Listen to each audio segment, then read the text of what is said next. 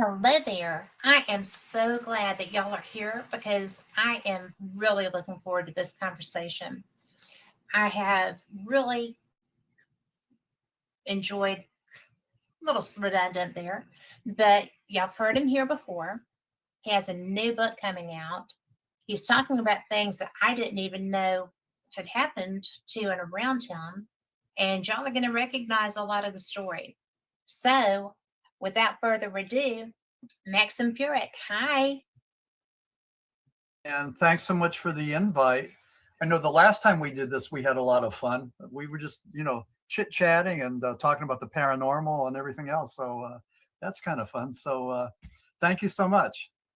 And by the way, you said without further ado. Now, what exactly does that mean, that ado? It means without further discussion. Okay, thank you. I didn't know. You're welcome. Okay. That is that must be that's French. one of my grandmother did. Okay. And a little old lady from my church, she wanted to teach my daughters and my French, and it was a miserable failure, but we had a good time. Yeah. So, Yeah. Is that a difficult language to learn? It was for me. Okay. I took Latin in high school, Yeah. just to kind of help me with my writing skills going into college. Sure, yeah. And that was not difficult for me. Mm-hmm. French was very difficult for me, and I did not retain much of it at all. Mm-hmm. It's a fun language and it's a beautiful language. And the woman that was teaching me was a war bride who came over on a troop ship. Okay, wow. So she had a great history to go with that. Yeah. But yeah, I didn't retain any of it. It's kind of tragic. What's amazing, and I think you probably have discovered this already, but everybody you talk to has just a wonderful resume and have done so much and worn so many hats. I mean, all of us are just so unique and, just exceptional. It's just, that's the amazing thing. And I mean, I can't imagine what it's like to be sitting there in your seat talking to just so many interesting speakers and writers and authors and everything else. I mean,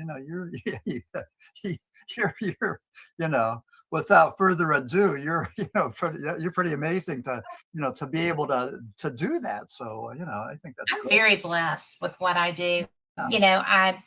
I started Paranormal Experience 10 years ago, almost 11. I've done Fate magazine for 5 years, and through the course of both of them, Paranormal Experience, when I started, I love ufology.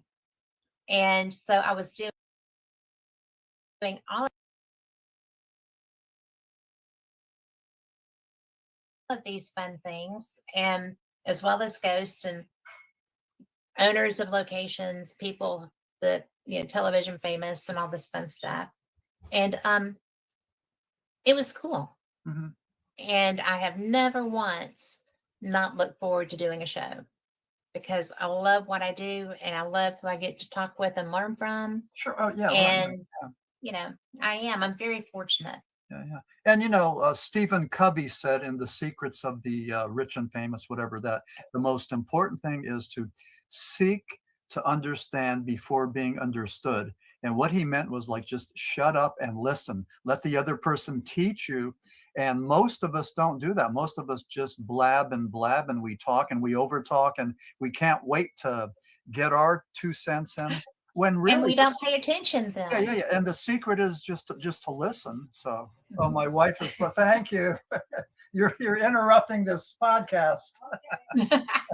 But she's bringing you your tea. My tea, yes. Okay, thank you. That's a brilliant wife. Yes. So, but yeah, and the other thing too is just not that there was a question there, but the paranormal community, you've been in it for a while. When I wrote my book, the Shepton mythology, Hmm. that was in 2016, 9 years ago. I've been in Now, this thing pretty much for 9 years. This opened up the door. And, I think I said this the last time we were on. I mean, I can't believe how welcoming and respectful the paranormal community has been to somebody like me. I mean, it's just pretty amazing. And somebody like you, you're pretty amazing. well, what oh, I well, mean, thank you. Okay. But sell it short. I mean, I don't know what to say to stop it. But, and one thing I noticed too, there's a lot of young podcasters. I mean, they're mhm, real young, and they are so eager to open up doors and to help. And it's almost like a tribal thing. And it's yes, not like a lot of folks my age that are sort of, businesslike and territorial, and they worked hard. and protective. And right, exactly. They want to keep their brand and all their stuff. The younger people are more, I think, I mean, from what I'm seeing, more altruistic. They want Hmm. to help. It's just, I mean, man, I Yes, mean, there's hope for the world. There's good people out there. there, So there are. And, I have enjoyed all of the, is that true? It is true. I can say that.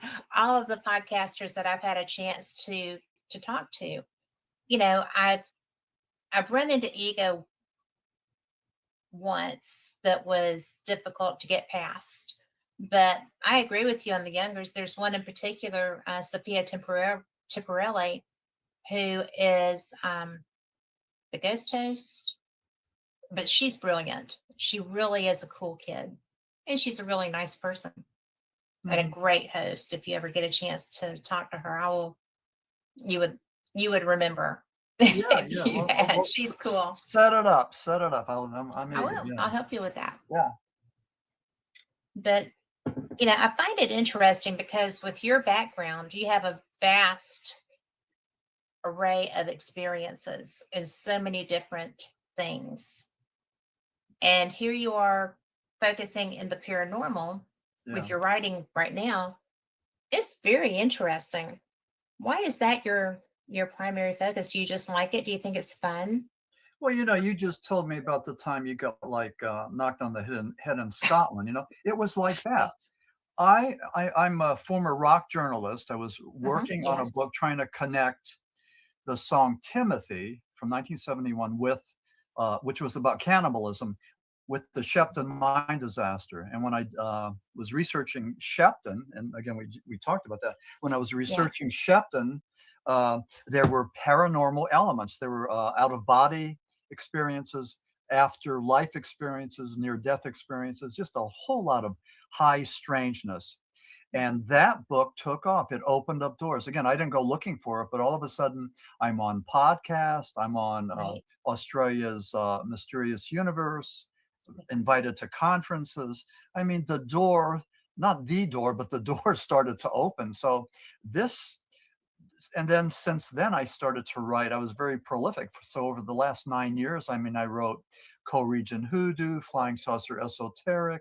I mean, and on and on and on. I mean, a whole lot. So There is, and people can find those on Amazon yeah, yeah, and exactly. go and read them all. Yes, yes.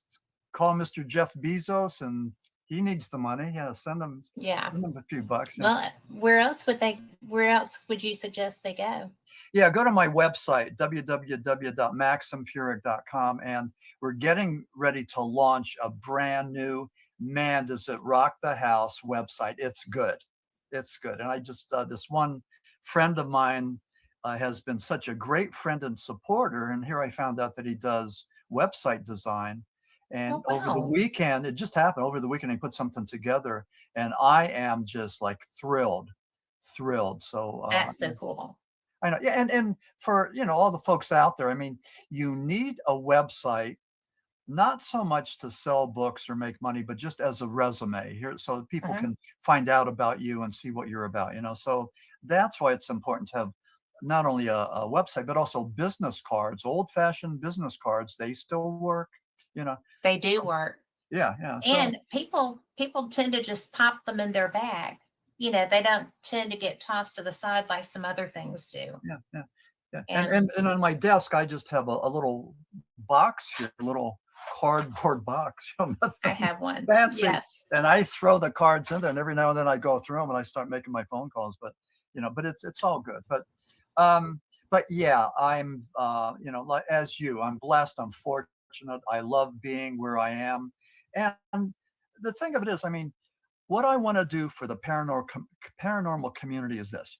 I want to go and articulate the paranormal. I want to try to define the parameters, what it is, because nobody knows. I'm just trying to go and be part of that, defining what Right. it is, and also try to be a good voice, a good ambassador for the paranormal, and speak like an academic, only to get the respect of the public and the scientific community. So if I can do that, then I think that's what I want to do. I mean, it's hard to step back and and say, what It's exactly you want. But other than that, I mean, I'm having a whole lot of fun. I mean, I do book signings and people will come up and say, "Hey, I read your book and I liked your book." I mean, that's just so validating it because is totally validating. for a lot of us, we're in a vacuum. I mean, how often does somebody call you up and say, "Hey, Kat, I heard your show. You're really good. You were really on. You're really articulate. You're really this. You're really that." A lot of times we don't get that, You're and right. when you do get it, I mean, that's valuable. So, you know, but again, it's not about ego. It's just about. I mean, I don't think. Maybe reinforcement. Yeah, it's reinforcement. Yeah, and I mean, and as far as ego, and I know we all have egos, but I mean, I feel very confident. I mean, I like who I am and what I'm doing. I mean, I think I'm a good researcher and writer, and but it's not ego speaking. It's just like confidence. I mean, I like where I'm at right now, and hopefully I get better and better. Confidence is confidence is king. It really is because to be able to build it is a gift. To be to have a reason to want to build it. I mean, there's so many people that just kind of flow through everything and they don't realize how special they are. Right. And it's really important. I actually do get a good bit of validation. I'm very fortunate. I have a lot of friends who are supportive. I have been doing this for 10 years. I have followers that reach out. I had my social media hacked and just disappeared off of it as a result of that for a while. And people were still reaching out. I was so fortunate. And, they could get to me through fate as well. Hmm. And it was, I realized that people like what I do because I do bring them cool people like you, and I get to have information shared relevant to your experiences. You've had some experiences. You're fun to talk to. Yeah. And so I get Now, to now, what bring now, that. what does that mean? Fun to talk to? It means that you're not boring, you're interesting, you share very well. You've done things that I find fascinating, so I have fun listening to Okay. you. Okay. And it's a compliment. Okay. So I'm Southern, but I will tell you that's a compliment. But it's really you're enjoyable. Yeah. Well, thanks. You love what you do. You like the Yeah. experiences that you've had, Yeah. and it makes it fun to talk to you. Hmm. Not everybody is like that as much as you are, Yeah. and that's okay. Everybody has their different thing. Well, we're all different. All have different personalities. And I mean, when I look at my brother and my sister, we're all different. When I look at my cousins, we're all different. I mean, that's just the way it is, So, but we're all unique. And when I worked in addictions, and I was a Hmm. psychologist, but I specifically dealt with addictions and recovery. And recovery is one of the most powerful things that a human being can do. You Yes. change, you stop doing the booze, the drug, the behavior, you resurrect yourself, you transform. It's a wonderful, wonderful thing. But with being in that realm, I mean, I just think that uh, helped ground me Hmm. and teach me things like Alcoholics Anonymous, finding a higher power and all of that. I mean, good stuff. And AA doesn't, you don't need to be an addict or an alcoholic to benefit from the tenets of AA. Yes. It's a They're good wonderful, principles. they really are. Yeah, they really Yeah. are. And so I was fortunate. I was hosted or co-directed these AA meetings with Ed H. And Ed had been in recovery for 28 years and taught me everything he knew about the disease of alcoholism. Wow. A cool guy, man. Was he a great guy? He was my friend, my mentor. Loved the guy. He was like a Yeah. father, like a shaman, like a brother. And but that was pretty much my beginning. And I think that's I mean, I can look through the eyes with I'm talking about recovery, and I would ask people, how did you get into recovery? Because you doing the drug is pretty blissful. It makes you feel good, and so what if you're Until losing. it doesn't. Yeah, well, it does, but so what if you're losing your car or your phone or your job or your apartment or your wife or your husband or whatever? So what? You still got the drug. And then I talk to Yes. these people, like, how did you get into recovery? And so many of them said, I don't know. It was a miracle. It's like the supernatural. It's like the paranormal. We Mhm. don't know. There's no definition for it. It's part of the scientific, but we don't know what it is. It was a miracle. They just Yeah. stopped. I mean, I'm not just talking about alcohol. I'm talking about heroin. I'm talking about Right. meth, wicked drugs that can really rip you inside out and Yes. you know, and turn you against yourself. And I remember Joe Welsh of the Eagles. He was on a Mhm. YouTube video, and Joe was saying that he stopped drinking. He's in recovery. He said he stopped drinking because the drug stopped working for him. He was working for the drug. So Yes. he is so cool with Well, that gravelly voice, and how he I talks. But love his gravelly voice, but he is one of the people. It's Walsh, isn't it? Joe Walsh, yeah, Yes. He is one of the people that I found interesting because he just kind of rolled with his addictions for a while, you know, and when he started getting more serious, I guess serious about leaving them behind, walking away when he could, I was very aware of that because I wasn't a woo fan, but I was like it's a really cool guy yeah, yeah, fan, you know. well, And so I it's saw him when he was using and I saw him when he wasn't.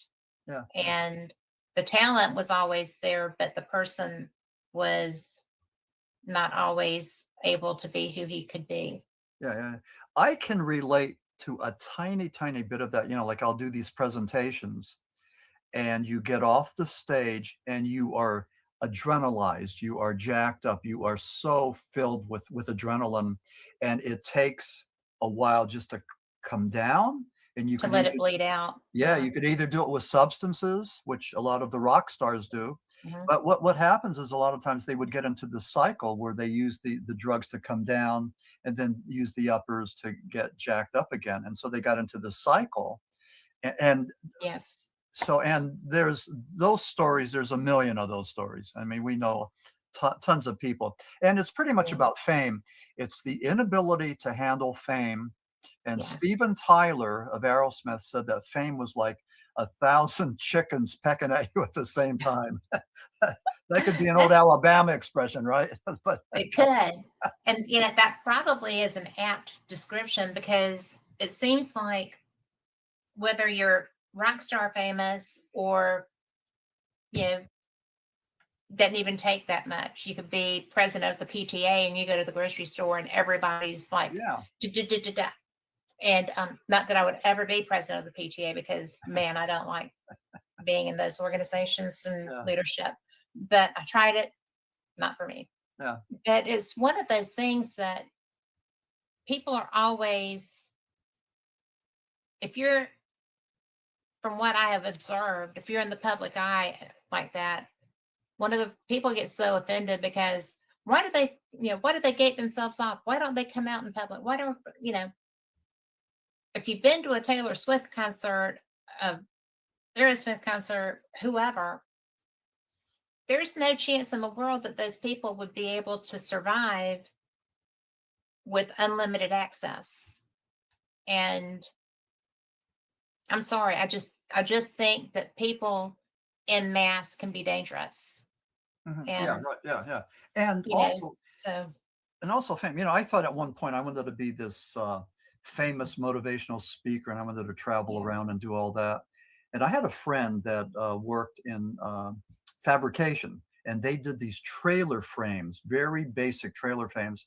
He got hired by a Chinese company, and he was on their payroll. And they would say, "We need you in Indianapolis on Thursday." So John would have to do all the paperwork, do all the logistics. They would pay him, but to get from Pennsylvania to Indianapolis and then do the paperwork going in and the paperwork after he visited the plant going out. I mean, they were just sucking him dry. And he was at the top of the game, getting really good money. But man, I mean, you sell your soul. I mean, what is left? He had no family life, and yeah. I mean, that was the top. I mean, he didn't have the fame. He wasn't on a stage, but he was making really good money. But, again, it wasn't worth it. I mean, I thought I wanted that, but That's- after knowing him, I decided, no, that, I mean, don't want to do that, so.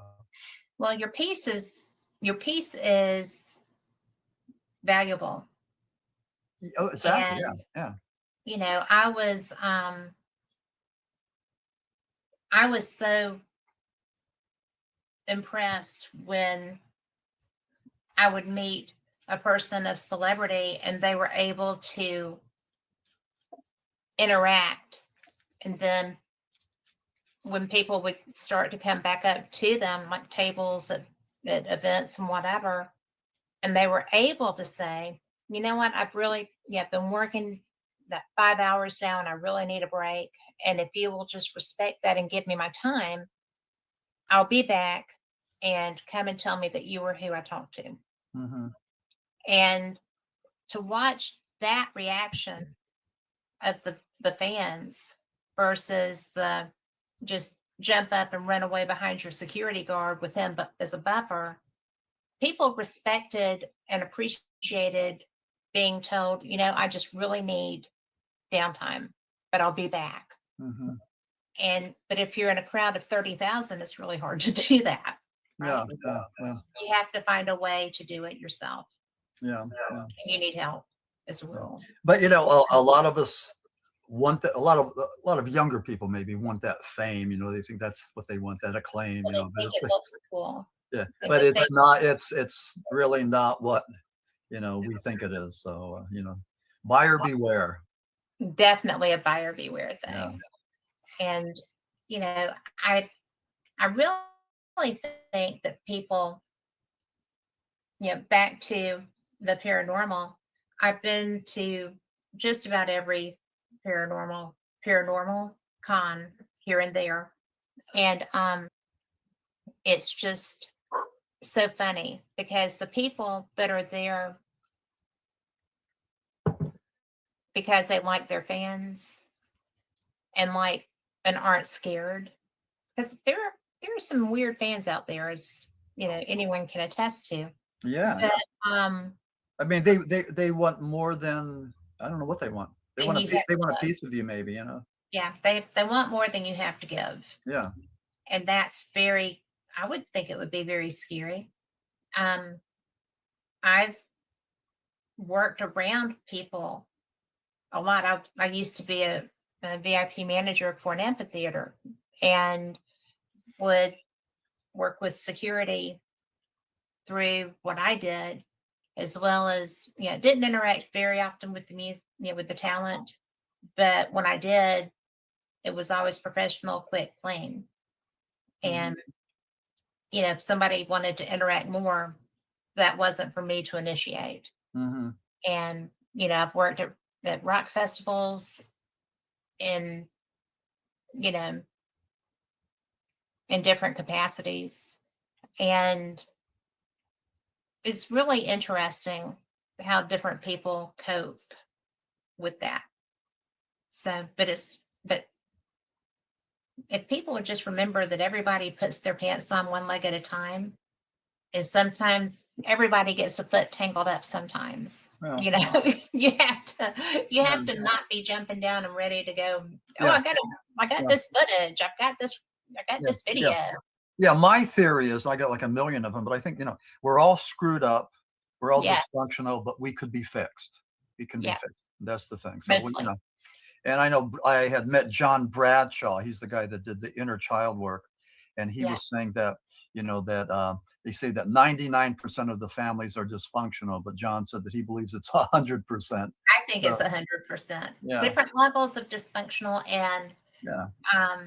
it may not be as some levels of dysfunction aren't as obvious as others. They're not out there right on the public street calling your Yeah. name.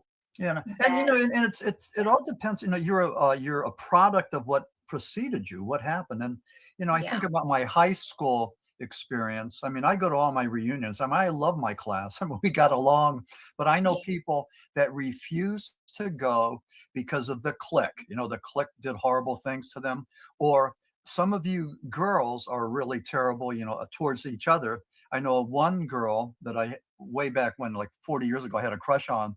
She refuses to go to the reunions because the girls picked on her. So I don't know what oh, wow. that was, but I mean, that's part of your experience. And if that's your Mhm. experience, and maybe something even darker or harsher that you got to deal with, but no matter what it is, and for your listeners out there, I mean, if you're in a dark place, there's places to go for help. You need to talk to a trusted other or get professional help. And I mean, life is worth living, and there's no need to be depressed and in the darkness. So I mean, if anything, I think other than talking about the paranormal, we need to talk about that positivity, that life, Absolutely. it can be filled with joy, and despite things that happen, I mean, I just went to a memorial service for my running buddy last night, and I'm thinking, boy, this is a good example of life. I mean, as my personal life is just so rewarding and so wonderful, and then I'm dealing with the reality of my very good friend's death, and that go figure that. I mean, I don't know. It's life. That's what it is. I mean, you deal with it. You deal with it on life's Yeah. terms. So And a lot of times people will internalize, right? Situations that they don't have ownership over. mhm. And just because, I mean, did something happen that was horrible and it affected your life? Yeah, that happens to most everybody at some point. Yeah. But where I feel like the healing and the therapy through recovery happens is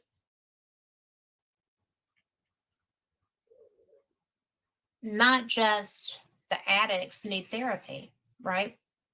The people they affected also need Oh yeah. therapy. Yep. And there's not a lot of attention paid to that because either their victims or targets or whatever were children who were already acting out because they were trying to get away. Right. I've seen that so many times. Yeah. Yeah. And, but the recovery doesn't just involve the person with the issues. They create issues for other people too. And what I think is beautiful is when you see somebody who takes ownership of that. That's a hard thing to take ownership of because not only were you embedded in your addiction or whatever, but you also are taking ownership for affecting someone else's life in a negative way. Mhm. And the people I have seen do that astound me because that's such a powerful human to be able to do that. My humans weren't able to do that. Mhm. I had a very difficult stepfather who was very, very difficult. Yeah. But I went and did the work for myself. Other people that he traumatized opted out. of doing, because you can blame the person all day long, but you still have to take ownership of your life Mhm. and be able to find your path in order to not just wallow in your misery, because it is miserable Yeah, from yeah, what I've yeah, seen yeah, of the yeah, people yeah. that don't get past that. Yeah. But I think the important thing is that we all have the ability to Hmm. get beyond that, to Yes. make sense of it, with the Yes. resilience, and to put it in its right place. But just a Yes. couple of things. You were talking about, the mantra is that, the addict affects at least 7 other people. So it's not just one person, being It's addicted, but never just one person. yeah. And then the other thing too is there's a really fascinating, chemistry that a lot of times when some of these guys, and I'm going to say guys, get into recovery, the wife who's been the codependent, then the nursemaid, the mother, the little mommy, has Yeah. nothing to do because the dude's going to the AA meetings. He's drinking coffee with his buddies and all this. And I have a friend that after years and years of his wife putting up with his nonsense, when he got clean and sober, that's when she divorced him. I mean, that was it. But Nobody amazing. to nursemaid anymore. Exactly. Yeah. Yeah. So, but then that symbiosis, that symbiotic Yeah. relationship where she's the parent and he's the child, that changed. He became Mhm. more of the, I guess, the parent or the adult, and she had no role, which Yeah. was, and but I knew this story well because, I remember this guy, was drunk. He fell down the steps. He punctured a spleen or something. I get a Oh, call from his daughter, and he's in the hospital, and whatever. But I mean, but again, that was my career. I heard stories like this, but it's the stories of recovery that are the most powerful. And people in recovery, I think, are very, empowered, and I think that's just such a good thing. But again, the message I would say to all your listeners is that, if you're in a bad place, you could certainly get into a place of tranquility and joy and everything, and there's plenty of ways to do that. So just, join our happiness club, and I'm a member. I think, Kat, you're going to be the president. So I don't know about that. But but there's just so much out there. And it's very easy to get locked into the mindset of, you know, well, hey, well, it wasn't my fault. It's not my fault that I had these experiences and I just can't get past them because, oh my God, I'm such a victim, yeah, and that's a real thing. And, but even as you were, as a victim, you don't want to be a victim your whole life. yeah, yeah. Or You okay, know, or you could also say that another good one is life isn't fair. Well, it's not fair, so, not you for get with the anybody. get with the program, It's I mean, not fair for anyone. especially if you're, Um, black, female, transgender, gay, whatever, I mean, come on, it's, you nobody gets a buy. So, um, yeah, that's absolutely true. yeah. And, you know, how fortunate it is to find a way to enjoy being you, Mhm. as you come through these things. And And and I've and and never, also, and let me interrupt or interject, if I may, to sure. converse, to communicate and interact with somebody else who's like-minded, who's feeling that, who's empowered, and, and has, and is like that. I mean, that's a Mhm. gratifying thing. I mean, human beings connecting and sharing that, and, that's just such a, wonderful thing, a powerful thing, just, yeah, the greatest Yes. joy of any human being is human interaction. And people Depends on feel the human. people who are people mentally who Yes. are mentally ill or Yes. drug addicted or filled with shame don't Mhm. feel that they deserve to have that connection with people You're because they're right. unworthy of it, and that's a lot of that Yeah. going around too. There is a lot of that going around. And, you know, but everybody is worthy of chances. And, Yeah. you know, I will say that after a certain period, I don't give them, because if it's repetitive behaviors and they're harmful to me, I don't. Yeah, I will if I see effort being made. Well, But you know, if the behaviors are all that are shining, then access is cut off. yeah.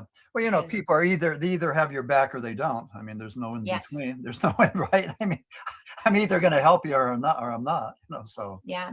But I yeah, mean, I really will help anybody that I feel like is helping, trying to help themselves too. yeah. And if it becomes I learned how to have boundaries. I will help you as long as you're trying to help yourself too. Hmm. But the day that I'm getting more weight for that than you are, that's when you get to find out how strong you are Hmm. Yeah. and do it.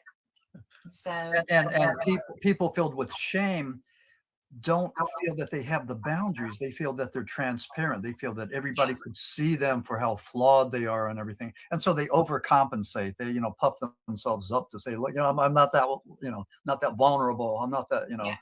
So And anyway, it's okay to be vulnerable when you're seeking help, because that's why you're seeking help. yeah, a strong person, a healthy person will ask for help. Mhm. An unhealthy person will say, nope, I got this. Yeah, I don't need your help. Yes. So Yeah. I agree with you on that. And that camouflage is so strong. People try so hard to get across that they're fierce, they're mighty, they're strong. And mhm, to get help, you have to admit that you've got a vulnerability creating a need for help. mhm, And that's very hard to do. mhm. So, wow, we had a whole therapy session right We here. did, yes, yes. Well, it's helped me immensely. So there, so Ditto. But it really is cool because you come at your writing from so many different perspectives. I mean, you're an adventurer. You go and you seek the unusual and the fun. Some of y'all's travel pictures are astounding. are you I love following me it. on Facebook? I do follow you on Okay. Facebook, but well, when we first connected, I Yeah. had to find out who I was talking to, right? Yeah. Okay. Okay. And so, it's a really big deal to enjoy life every chance that you get, and y'all seem to do that. Well, yeah, I'm fortunate. I have a wife who's a good cook and has a good sense of humor, and that's great. And I'm very careful about doing these gigs, like these book signing gigs. I don't want to wear her out, so I don't do a whole bunch of them. But Mhm. we did one over the weekend that was so. It was the Central Pennsylvania Bigfoot Encrypted Expo Oh my gosh, I bet that in was awesome. it was thousands of people. Yeah, Gwen Purcell put it together, and the people that were there were just amazing. I'm next to Jason. Is it Kelsey? The guy from Mhm. British Columbia, the documentary guy. Pretty sure that's I his name. I'm not positive. I can't say that. Yeah, but anyway, he said he'd like to do a documentary about moi. That means me in French. So so so You're anyway, uh, I said, no, why don't we do it on the Shepton mythology? And then my wife said, no, why are you doing it about Shepton? That's like old. Why don't you let him do it on you? I mean, so, so that's where we're at now. But we met a whole bunch of people. It was fun. That And is good. and what's so nice is that people say, hey, I read your book or I heard you on a podcast. Mhm. And that's affirmative. I mean, God, somebody actually listened to me on a podcast. I mean, that is just so freaking cool.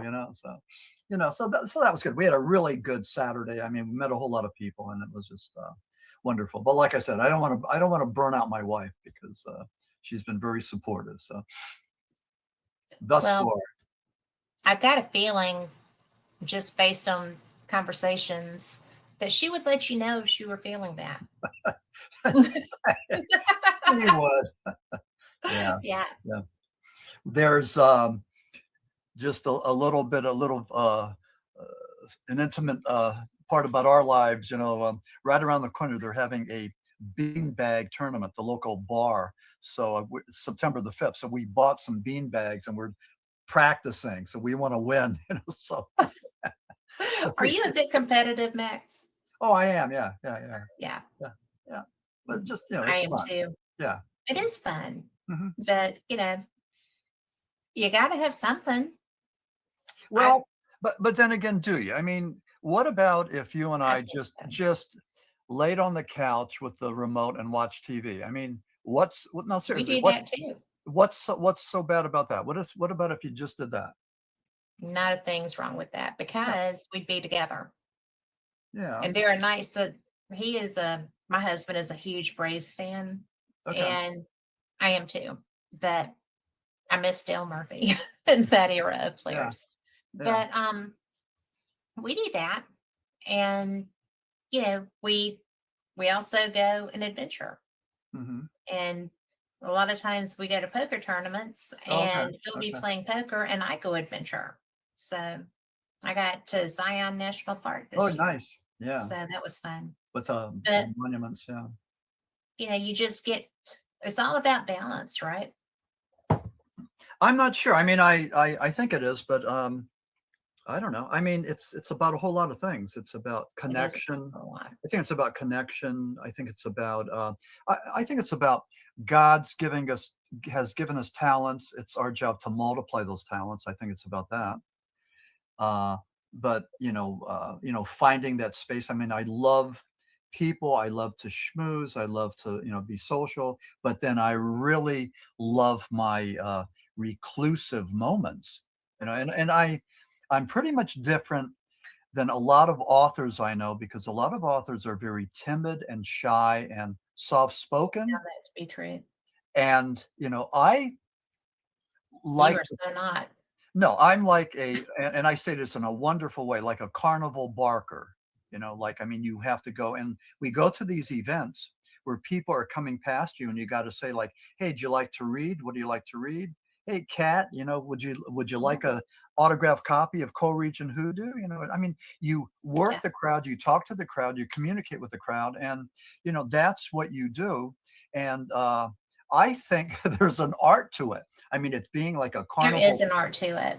barker, And yeah, even though a lot of people hate us, they think we're self promoters or whatever. Well, but go ahead and dislike us. But here's the thing. Here's another one too. This is my law, universal law of 90. yeah, 30% of the people are going to love you. 30% of the people are going to hate you, and 30% of the people could care less. They're busy with yeah, their own stuff. But I know I got 30%, in my pocket, and the rest, you could work on. But people are going to dislike you even yeah, in an election. 50% of the people voted against you. So I mean, yeah. so not everybody's going to like you. And I know that for some people I come across as maybe a little bit too assertive, aggressive, too little whatever. That's But not a bad thing. I don't well, it's not for me. I mean, I mean, I'm not going to change, but I I mean, know you're at conferences to sell books yeah. and to meet people and to talk to your readers and to find out, yeah, how are you going to know how you're doing if people won't talk to you?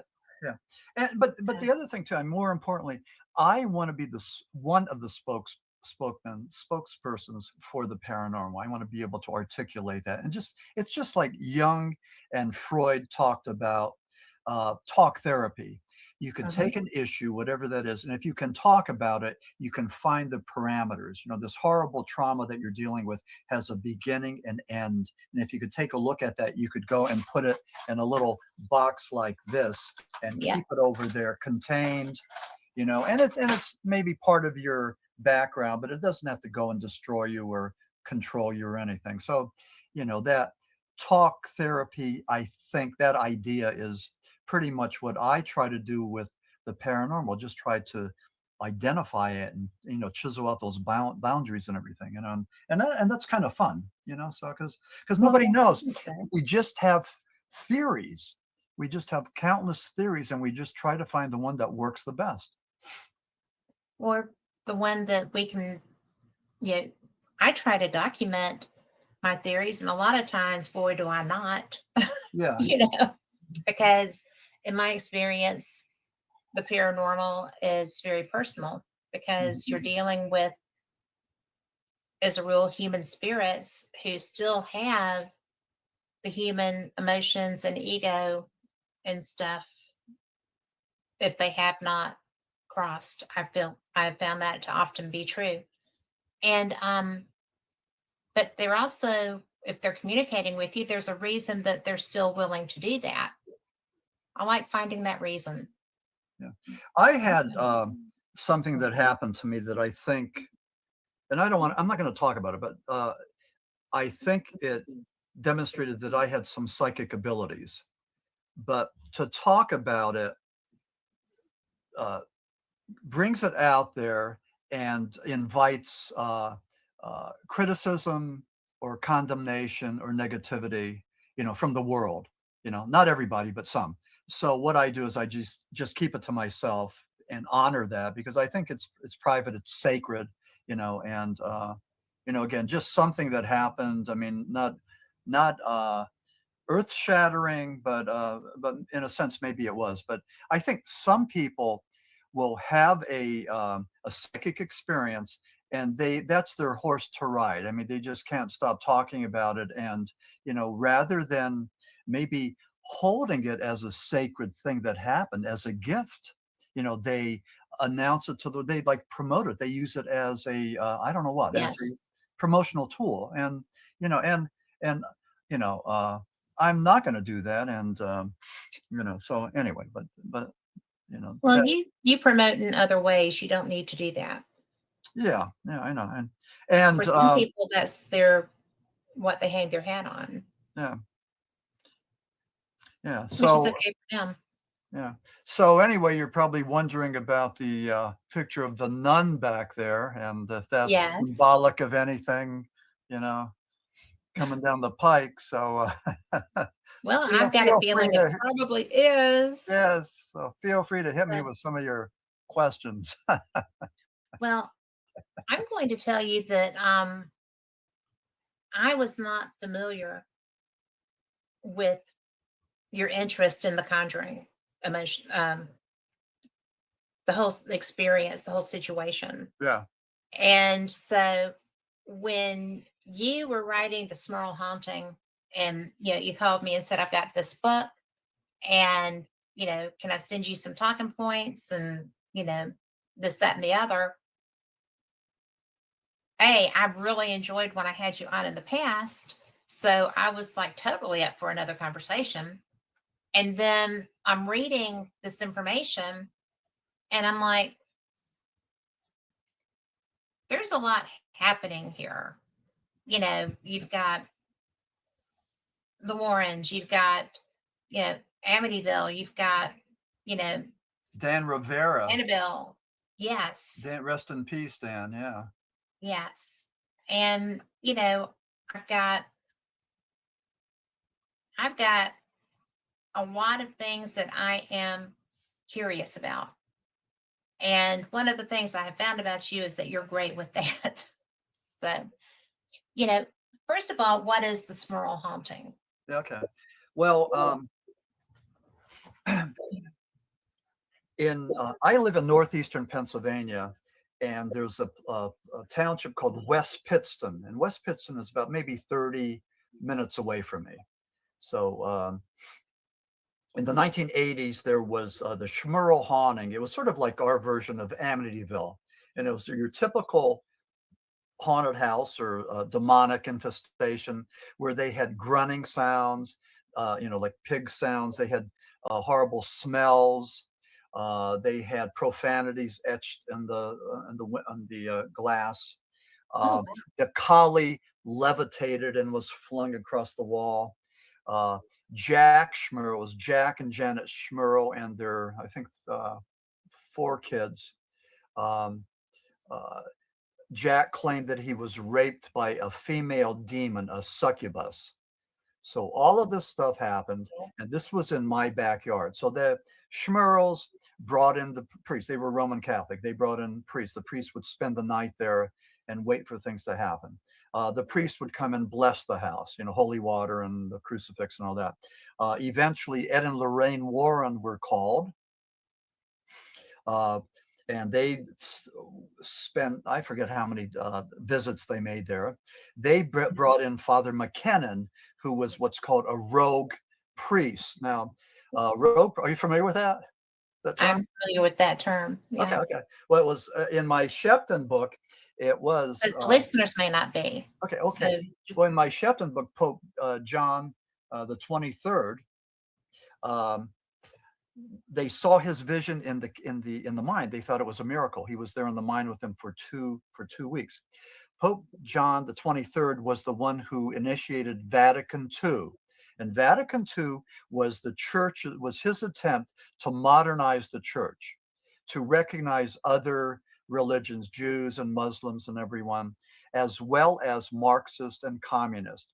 So a lot of hardcore traditionalist, and also Vatican II allowed the Mass to be said in other languages than Latin.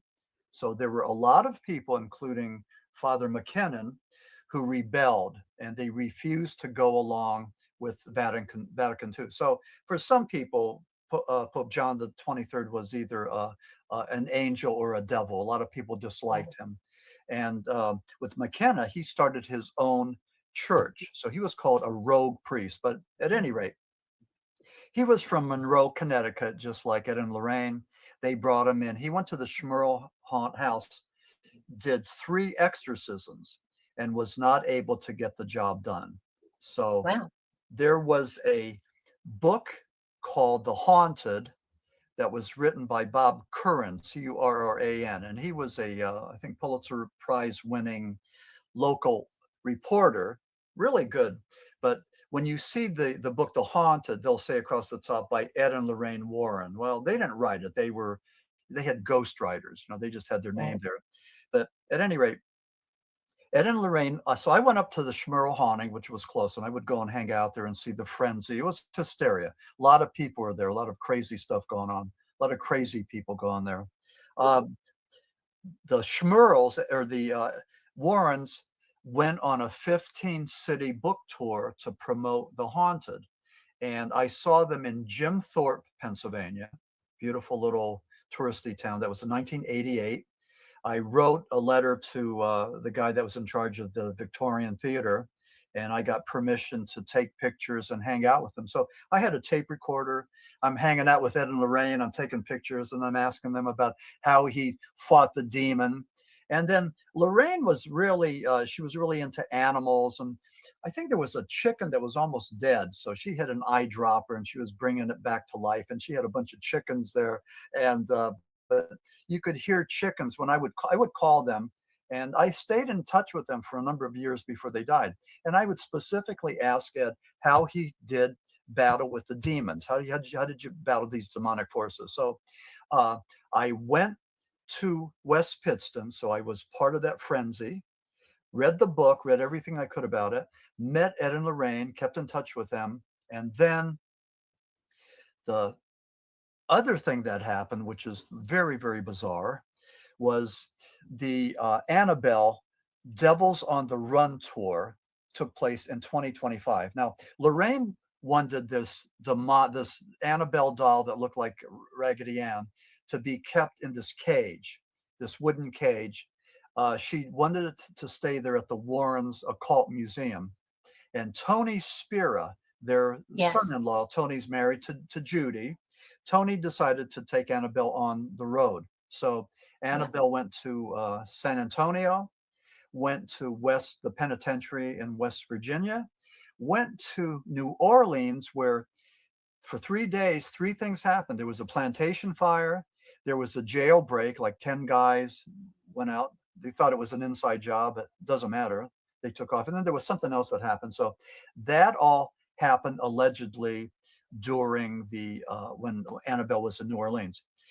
On July 11th, 12th, and 13th, Annabelle was in Gettysburg. I went to Gettysburg on Friday, July the 11th. $40 a ticket. $40 for me, $40 for my wife. It was closer to $100 with the taxes. So we paid $40 to go there and see Annabelle. And I was hoping to meet Tony Spira.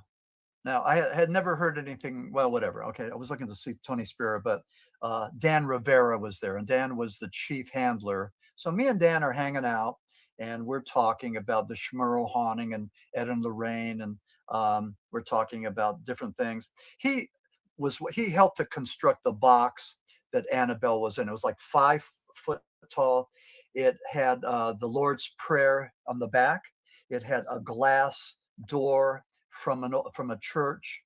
Uh, it was infused with holy water and holy oil, and a priest would bless this box every so often to keep it there. But anyway, I talked to Dan Rivera on July the 11th, and he gave me his phone number. I was supposed to call Dan on Monday, July the 14th. Dan died in his hotel room the day before. It was Sunday, July the 13th. He died. Yeah. So I was one of the last paranormal researchers to talk to Dan. And all of a sudden, all over the internet, they're saying, let's not talk about this. Let's give his family time to mourn and process this. So that's one part of the narrative. The other part was this, that, wait a second, there's something going on here. Now, I talked to the psychic Vincent sisters, who I would love to connect you with to have you on their I show. love that. Yeah. Yeah, and they go out there and they find missing people and murders and all this stuff, but they believe that there was some of the demonic at play, that it could have been working on Dan Rivera and possibly wearing him down to the point where he died. So they're saying, be careful. This is not a time for radio silence. This is a time to go and talk about and warn about this thing. So when I looked Sure. into Annabelle, there was nothing. I don't have any powers, any abilities, but I didn't see anything. There was nothing terrifying there. But you walked into this cavern, and they had all kinds of purple lights and everything. They had Gregorian chants, and they had the Annabelle there. And then different people, including Dan Rivera, would talk about Annabelle, would talk about Christianity and Catholicism, and that you have to use the strength of God to fight demonic possession. The theory is that that evil exists and the devil exists. That the devil is strong, the power of the devil is strong, but the power of God is stronger. So this was the narrative. This is what they told me. I Right. have pictures I took of Dan. I have a chapter in the Schmerl haunting called "The Death of Dan Rivera," and I believe it's respectful.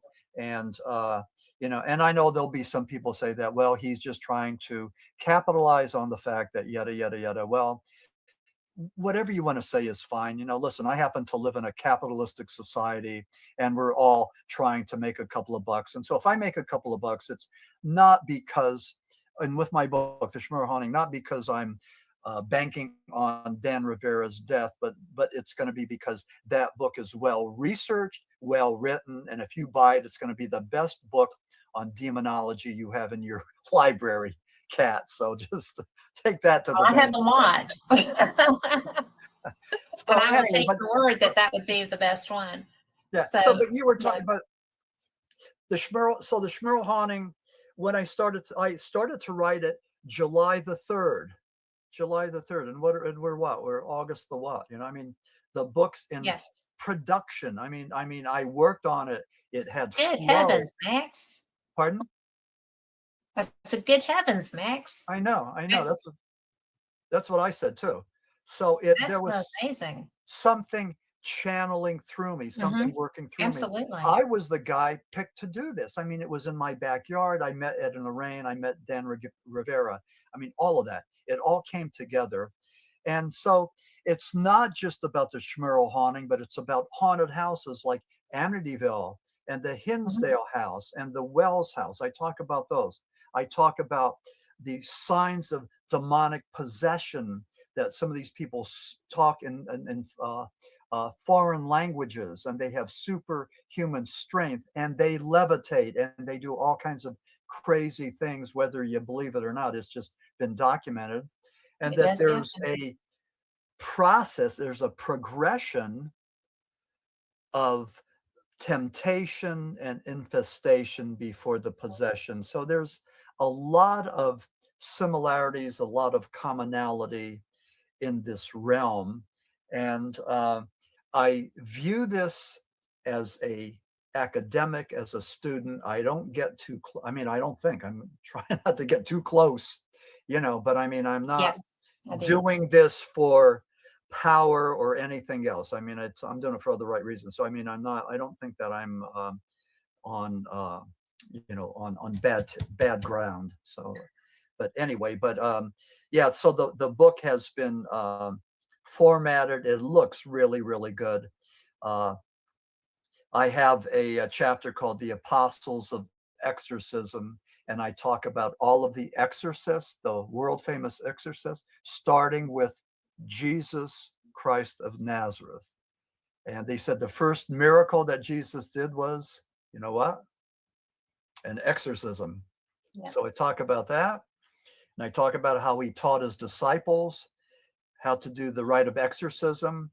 And they could do this if they were blessed with the Spirit of Christ and if Mhm. they would chase out the demons in Christ's name, in the name of Christ. And these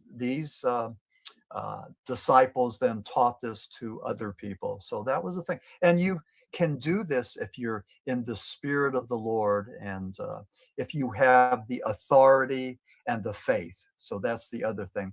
You get the authority from the church and from God, and you do it because you have faith in this process. So I researched, I studied, I learned, I tried to figure this out. It's just the most amazing thing.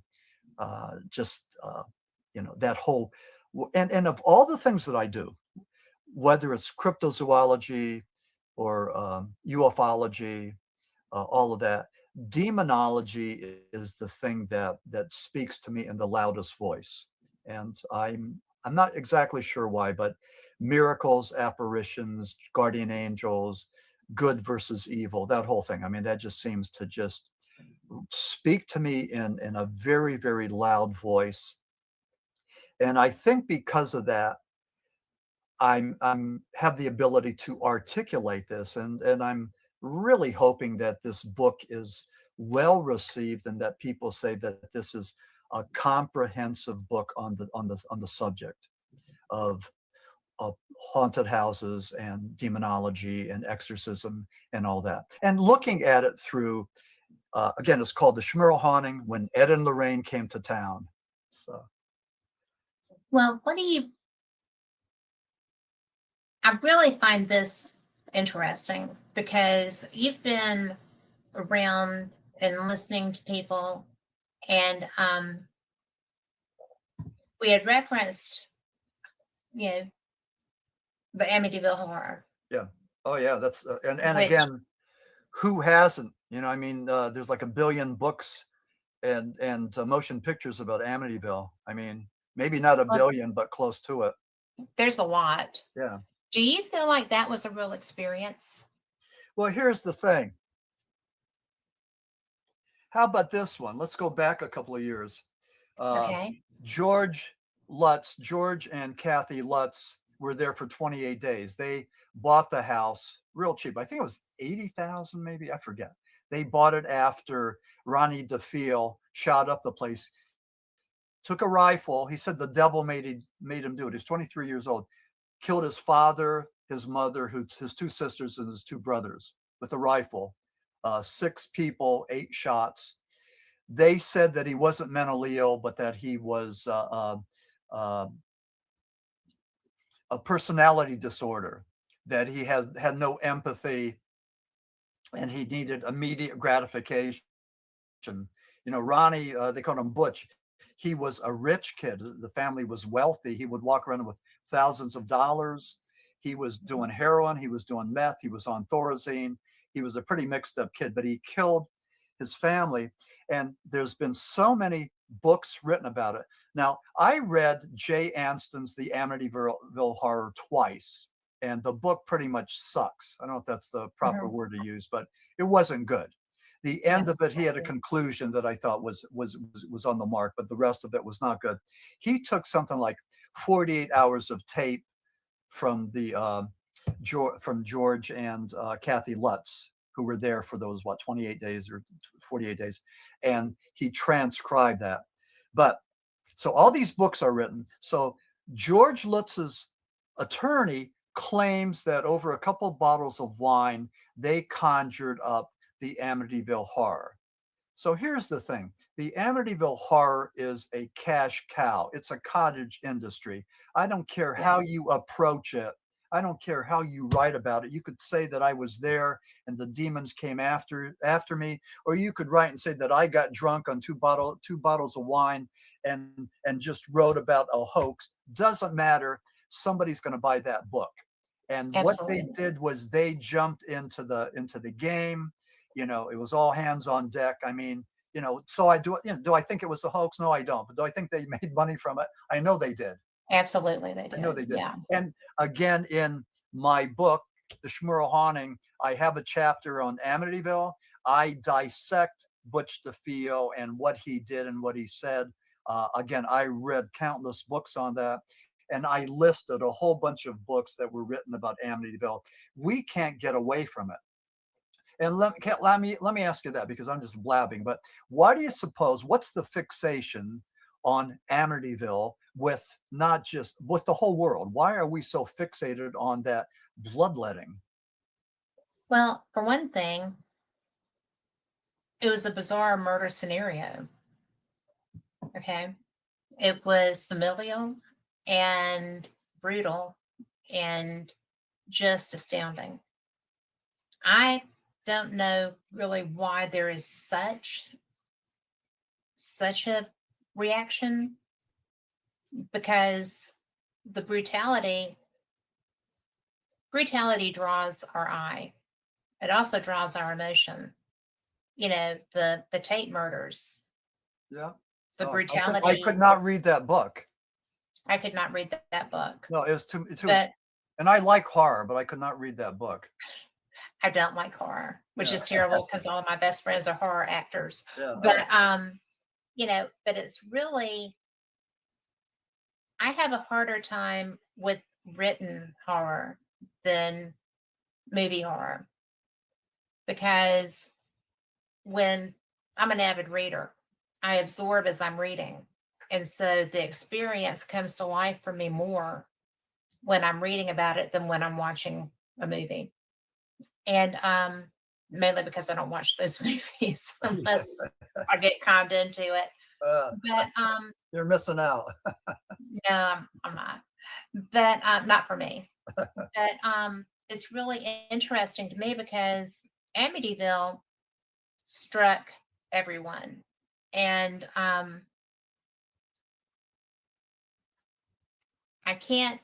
I have such a hard time with that kind of violence, human to human. Mhm. I'm I'm I'm an empath.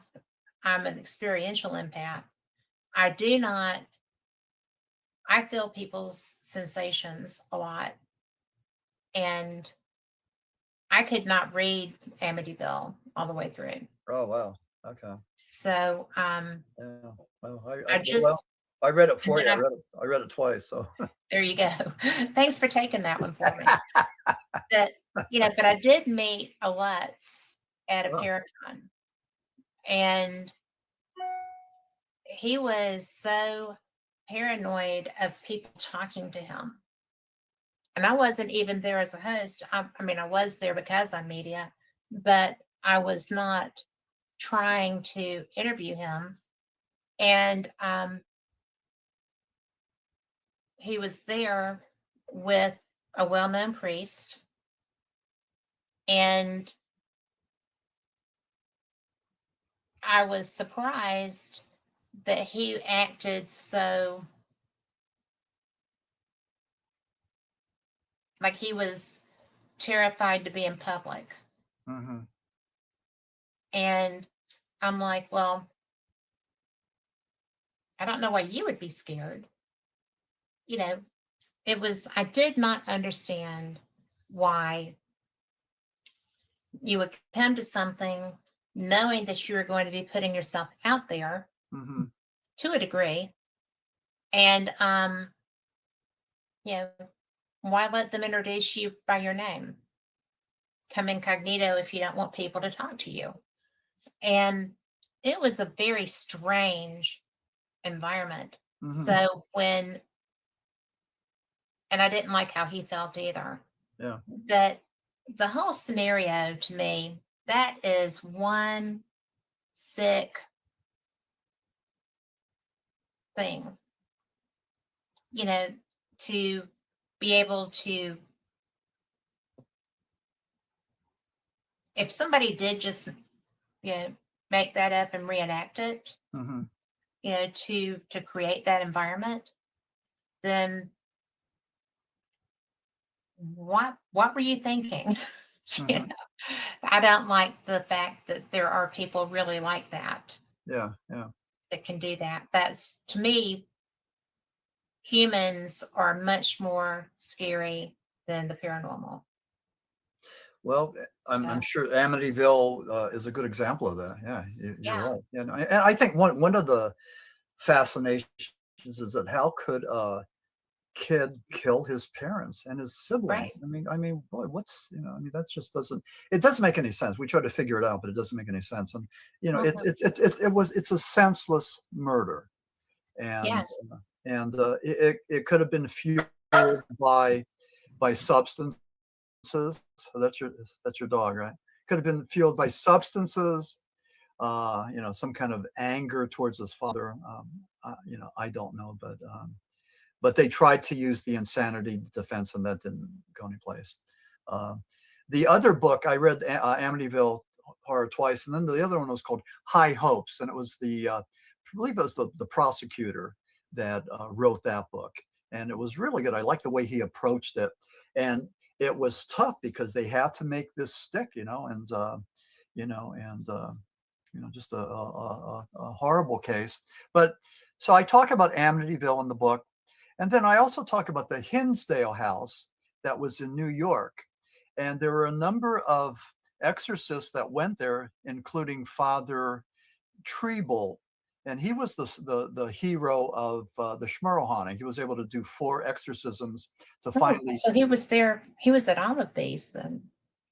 Who's that? That priest. Oh, Father Treble. Yeah, he was at not Amityville, but he was at the Hinsdale house and the Schmerl house. But the point I was trying to make is that at the Hinsdale house, he couldn't chase away the demon, and he said that there's some places that are just evil. He said what you do is you take your possessions and you leave, and you don't say anything, don't say where you're going, and you just leave. He said that some places are just a hole to hell, and that was the Hinsdale house. So um, that was pretty interesting. That Um, is. I have friends that investigate there, okay. and I know who owns that. Yeah, there was So he it's, took it over. I had his phone number. I was going to call him, and I didn't. But you could go there. I think for a fee, you could go and you could check out the house. yeah, And you can go in and investigate. It's one of the more expensive hauntings that you can go and investigate, but you can do that. yeah, yeah. Have you been there? I have not. No, I was at the Wells house. So I also talk about the Wells house. Ed and Lorraine were there, and that's in Wilkes-Barre, Pennsylvania. And it just had a long history of just all kinds of demonic stuff. But the one guy who was one of the renters, after years and years, he took a sledgehammer and he smashed down the one wall, and he found what looked like voodoo items, like bones, etc. And he thought that the original owner had a voodoo curse placed on him, and that was the cause of all these things. So he was able to find that. That was the Wells house that Lorraine thought that she felt something there. With the Dan Rivera death, and Mhm. some people saying not to talk about it. I think his name was Chris McConnell. that was the grandson, and he was one that was speaking out quite a bit that that Annabelle never should have been taken out of the Warren's occult museum. She should have stayed there under lock and key. And I emailed him a couple of times, and I think he's in Paraguay right now. I don't know what he's doing there. He said he's helping people, so whatever that is, I don't know. He's helping people in Paraguay. But he was one that was there at the Schmerl house, and he did some investigations for them. So that's in the book, The Haunted. Why did he feel like Annabelle should not have been removed? Did he feel like actually being in the structure was providing a level of protection? Yeah, Or yeah, absolutely. But also, Lorraine didn't want Annabelle to be moved. Lorraine had specific instructions to keep Annabelle there at the Warren Occult Museum, and it was Tony Spira, who was in charge of this, that took Annabelle around on the road. Now, let me say this about Gettysburg. We were there. My wife and I were there Friday, July the 11th. There were 1,240 people there. And Kat, if you have your abacus there, 1,240 times 40, whatever that is, that's $40. That's what the take was. So plus they were selling T-shirts and everything else inside there. But it was very atmospheric with all the purple lights. And I think there was dry ice and the Gregorian chants. And there's Annabelle right in the middle. And just I mean it was pretty bizarre. It was like going to a carnival. That's what it was. It was like going to the carnival and seeing the the snake lady or the sword swallower, and that's what it was. So that is not what you should do with objects of that nature. I was actually supposed to be there. Yeah, well, that's what they And did. had a reason. Yeah, I couldn't go. Yeah, well, And that's I bizarre. mean, I cannot say that what they did was respectful. It was there to make money. That's what it was, and they did make money.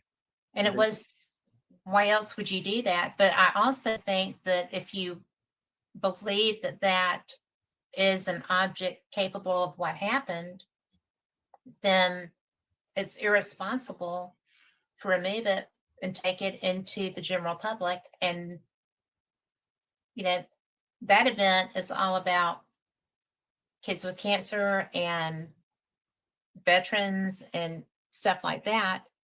And I know it's a paranormal event. Well, here's the other thing too. It's crazy. They said that during these events that Father Bob was there. So there was always a priest on hand. Well, when I was in Gettysburg, Father Bob wasn't there. He was out of the country.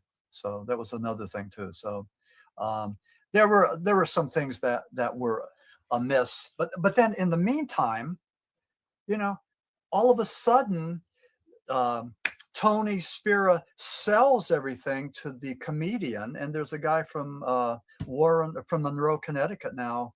I emailed him. I haven't heard from him, but he's a comedian that is very much into the paranormal, and he bought everything that's at that Warren Occult Museum, including Annabelle. I spoke with the Monroe, Connecticut Chamber of Commerce yesterday, and they're giving me information with the local newspaper and also with the guy the comic, I forget his name, that bought the thing. But that happened relatively fast. So right. What I want to do is I'd like to go up there and see if I could go and do a presentation on the Schmerl haunting with you as my co-host. I'd show up. Let's do it. Yeah, we'll do it. Okay. Let's do that. But we would be a good tag team. But I just go ahead. But if you were there, would you do something like, okay, ladies and gentlemen, you've heard about him, you've read about him. Let's give it up for Maxim W. Furek. Could you do that? I would be very good at that. Okay. Because you know what? Because I like you. And I think that anybody would be fortunate to be getting to spend time listening and learning from you. God, So you're making me blush. Boy, oh boy. Oh, please. You're using your southern charm, so stop it. That's exactly what it is. That's exactly what it is. Can But imagine no, I mean, what are your seriously, listeners thinking? You know, look, there's somebody saying, "Get a room." probably not. They're used to me. But Okay. it really is. Well, I mean, seriously, when I like somebody's work, I like somebody's work. And I do like yours. Yeah. But I also think that it strikes me as odd that they sold museum artifacts, Yeah. lock, stock, and barrel, because ostensibly there's a lot of dangerous artifacts there. Yeah. Right. Yeah. And it seems irresponsible to sell them to somebody that doesn't have a history and a knowledge about dealing with these things. Mm-hmm. It's, I mean, some of them are very powerful. And a friend of mine, I used to go to Key West every year, Oh, okay. Oh, to and Robert the doll. Robert the Doll, Yeah. and you can feel him when you're coming around the road from the airport on the Atlantic side. Wow. You're a good distance from that museum, but you can feel him. Mm-hmm. And the same at the house where he was owned. You know, Mm-hmm. the where I rent bikes is right across the street from their house, and you can feel him. You can feel something, Yeah. feel the presence there. And so I walked into well-known haunted museum, and there was I do not like Robert the Doll. I know that he has created havoc in some of my friends' lives Oh, wow. just Okay. because he gets an attitude because you don't ask to take his photo, right? Wow. Yeah. No, And I've heard so some crazy stuff about that. Yeah. Yeah. yeah, and so my friends actually got on a plane and went back to Key West from Tennessee to apologize to him because their lives got so jacked up.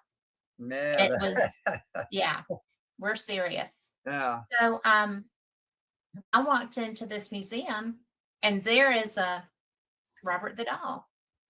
And I'm just like, I have actively tried not to come across this doll, right? So I walk in and I'm like, really? And I went and found a curator, and I said, "Why do you have a fake Robert the Doll?" And they just looked at me. And I'm like, "No, really. If a doll is haunted, they're there all the time. Mm-hmm. I mean, that's their vessel." And I said, "This is not Robert the Doll, is it?" And they just kind of looked at me again, and they were like, "How would you know that?" Oh. I said, "Because I know Robert the Doll. I know what his energy feels like. And this is not Robert the Doll."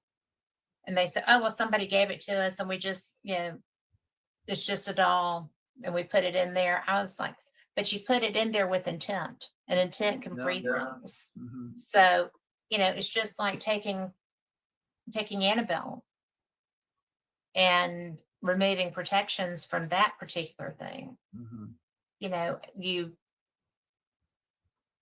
as far as I know, nobody's bound Robert.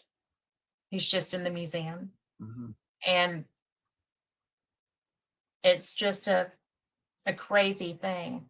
I had some spiritual problems after I left Key West, not because of him, but because of an investigation that we were doing. And I had to go for a cleansing and get all the stuff done and whatnot. But it's really, there's a lot to the voodoo and the hoodoo, and, you know, the the intent that people put into things.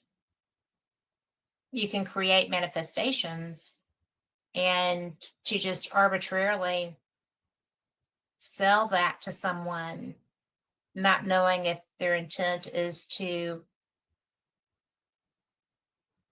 let it have free reign, Mm-hmm. or are they going to seriously try to protect the public? Then, if it's not somebody that takes that stuff seriously, that could be a really bad thing for some people. The local I'm getting a little echo here. The local newspaper did an interview with me on my trip to Gettysburg, and they said that I uh, blessed myself with holy water and said the Lord's Prayer as I was going to see Annabelle. And I really didn't do that, but I mean, that's not wouldn't be a bad idea. You have been a bad idea. But I didn't, So and I don't know where she got that, because she had a tape recorder and she's taken down all the stuff. So, but anyway, that was just a crazy thing. So the book is being published by Anxiety Press from Chicago. It's in production now. We are waiting for the publisher to get a copy in hand, and then it's been approved, and then I'll be getting copies hopefully at the end of August. And and then my life's just going to be like, we're leaving October 6th for Nashville, and then we're going back down to Florida. So I don't have a whole lot of time. The book's going to come out, and we're hoping to do a couple of signings before we leave. And so anyway, I'm excited to see what's going to happen with this book. How long are you going to be in Nashville? A week. Okay. Yeah. Are you close to that? I'm in Birmingham. Well, after Nashville, we're going back down to Florida. So we go through Alabama, right? Mm-hmm. Go through Birmingham. Well, you can go through Birmingham, or you can go through Atlanta, depending on which side of Florida. No, I don't want to go through Atlanta. Don't say that to me. Nah. I don't blame you. I lived there for long enough to know that it's no fun. Yeah. But because I have a house on the Alabama coast. That's what you told me that, yeah. It's just lovely. It's the right time of year to be going to Florida. Mm-hmm. So. Yeah, I know. What's the beach in Alabama? Gulf Shores and Orange Beach. Orange Beach, yeah, okay. And where's that? It is 23 miles of beautiful white sand, and it is along the Gulf Coast. Okay, I've heard of that. Yeah. And when you go from us over into Florida, you're in Pensacola. Okay. Now, a big one that you might want to consider is the Ocala Bigfoot Expo, and that's in the spring. And you should be there. I mean, there's thousands of people. I mean, boy, I just can't believe the energy there. It's at the Equestrian Center, the largest equestrian center in the United States, and it's just a humongous affair. And and again, it's just so amazing that people would come up to me and say, "Hey, I heard you on a podcast." Just like when that happens, that is so cool. So it is so cool. Yeah. Something that I love Bigfoot stuff, and where I live is not like Bigfoot capital or anything, but one of my friends grew up on a mountain south of Birmingham, and she said that while she's a good bit older, she's probably 20 years older than me, and she said that it was normal to have Bigfoot around, that they were not scary, that they were not, that they were just like living in sync with us. And yeah. Yeah. And I was just like, wow, you were what? Yeah. Because now the area is so populated. We don't hear a whole lot about Bigfoot creatures being aggressive. You don't hear that. Yeah. They're reclusive. They run away. We heard about Ape Canyon. That was one story, but the only other one was with President Teddy Roosevelt. He wrote a book, took place in Montana, and supposedly this cryptid killed this hunter. So that's the only documented case I ever heard of Bigfoot being aggressive. And back home, a friend of mine, Craig Long, he is a district magistrate. Do you have those? They're like local judges. Okay. Like a justice of the peace. Well, we do have magistrate judges. Okay, yeah, okay. Well, this guy, Craig, he used to be law enforcement. But anyway, when he was a law enforcement guy, he gets a call, 11 o'clock at night. This older guy is letting the dog out to take a leak. he sees this creature, 11-foot tall creature, and he told Craig Long, the cop, that he wasn't afraid. And the reason he wasn't afraid was because the Bigfoot had kind eyes. He had kind eyes.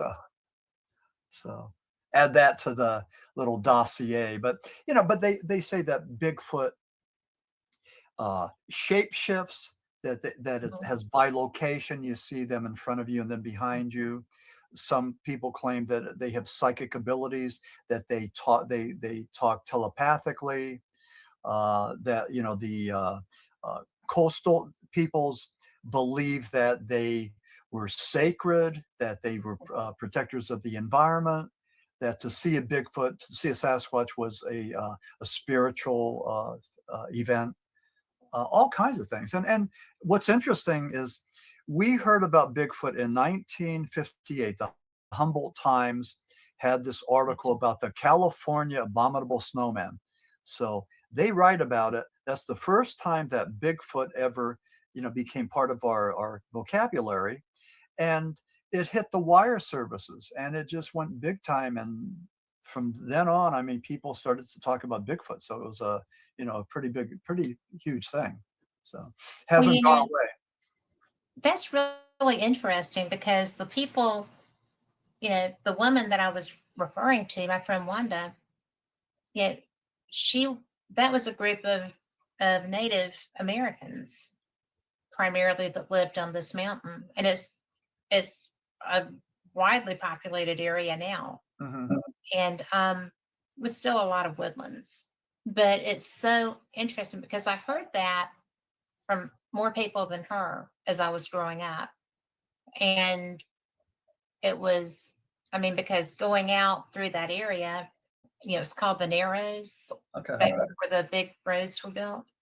And so if you're being taken out through the Narrows to dinner, there's a very good restaurant out there. So you were a hot date, right? That was someplace that, you wanted to be valued enough to be taken out there. Geez, But because just plain chicks didn't get taken, right? yeah, okay. But it was interesting because we would go through there, and I feel energies and stuff, and I never felt anything that would have given me pause, and of course I really never stopped there either. But sometimes I've been canoeing out on a lake at the park that's out there now, and been glad I was in my kayak. Because you'll just almost like the woods have eyes, something like that. It's a very strange sensation. Yeah. Tell you But what, she said they were. best part about Florida is kayaking. I mean, boy, do we have some nice places, Rainbow River and Silver Springs. You can see monkeys and gators and all that. It's really neat. So The monkeys are kind of scary. Monkeys can be aggressive. They could be, yeah. And they're so strong. Yeah. And alligators, I've hit one with my paddle and lived to tell about it. So that's a good thing.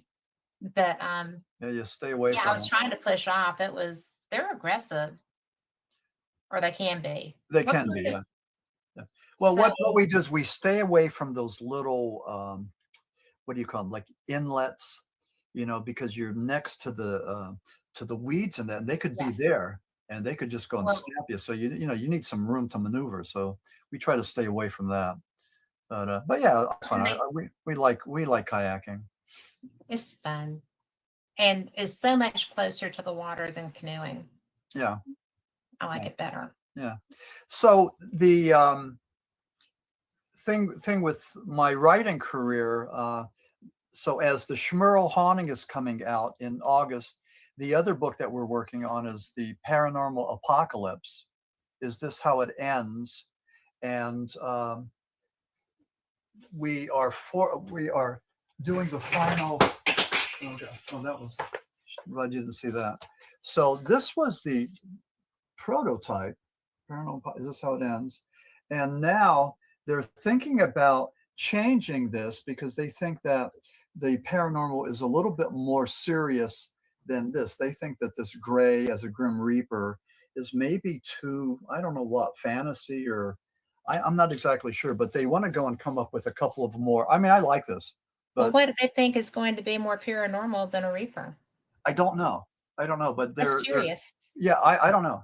But I just heard that today, so they're going to go and work on a couple of other covers. But I mean, this one I think is just perfect. So, but Paranormal Apocalypse takes a look at fear. And Mhm. it was H.P. Lovecraft that said that fear is the most basic emotion, It and is. fear of the unknown is the most powerful. So I talk about us having fear of through the government, through society, through religion. You know, they like to keep us afraid. And if you're afraid, you know, you don't have rational thinking and common sense. You just follow the crowd. So that's pretty much what the book is about. And you know, and we'll see. I just think that I think that the apocalypse is an area that of fascination. It is. I just learned the word eschatology or an eschatologist. These are people that are concerned with the end times, but now that's part of my vocabulary. But you know, I talk about Revelation and I talk about the seven seals, and you know, and some people believe, some eschatologists believe that the uh, you know, the second coming, you know, the Armageddon has already came. Other people believe it's right around the corner, and then some people feel that we're living it now. So, but I talk about, you know, Interesting. how's it going to end? Is it going to be you know, a nuclear winter? Is it going to be you know, a nuclear war, the environment, a pandemic, you know, whatever? And you know, it's interesting too because I was talking about the book with one podcast. This was about a month ago, and I got canned. I got booted off, and I was Okay. talking about uh, pandemics. That, you know, with the paranormal apocalypse, I mean, the world could end through a pandemic, and I think with some folks, there's certain red button topics, whether it's Dr. Fauci or Wuhan or pandemic, but I did something to trigger something. But I that was the first time I ever got kicked off of that.